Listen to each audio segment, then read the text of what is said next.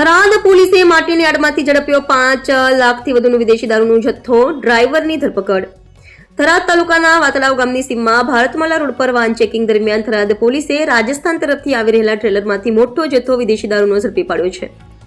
Trailer number RJ19GF0267 ની તપાસ દરમિયાન ટ્રેલરમાંથી નંગ 2002 બોટલો દારૂ મળી આવ્યા, જેની કુલ કિંમત ₹5,12,920 છે।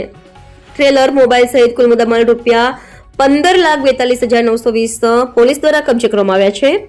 સરહદી વિસ્તારમાં દારૂની હેરાફેરી અટકાવવા માટે પોલીસ મહાનિરીક્ષક શ્રી ચિરાગ કરોડિયા અને વાવ થરાદ જિલ્લા પોલીસ અધિક્ષક શ્રી ચિંતન તેરૈયાના માર્ગદર્શન હેઠળ સઘન તપાસ ચાલી રહી છે।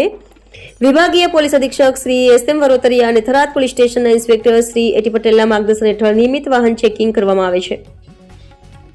ચેકિંગ દરમિયાન શંકાસ્પદ ટ્રેલરની તલાશી લેવામાં આવી ત્યારે માટીની આડમાં છુપાવેલો દારૂનો જથ્થો મળ્યો। પોલીસે તરત જ ડ્રાઈવર રામચંદ્ર દલારામ વૈષ્ણવ, ઉંમર 31 વર્ષ, નિવાસ લાખોણી, ગોદારી કી ઢાણી, નિમલકોટ, રાજસ્થાનને કાબૂમાં લઈ તપાસ શરૂ કરી હતી।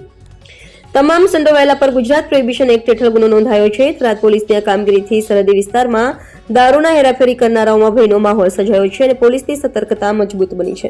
સમગ્ર મામલે આગળની તપાસ ચાલુ છે। રિપોર્ટર રાણાભાઈ પારેગી, થરાદ।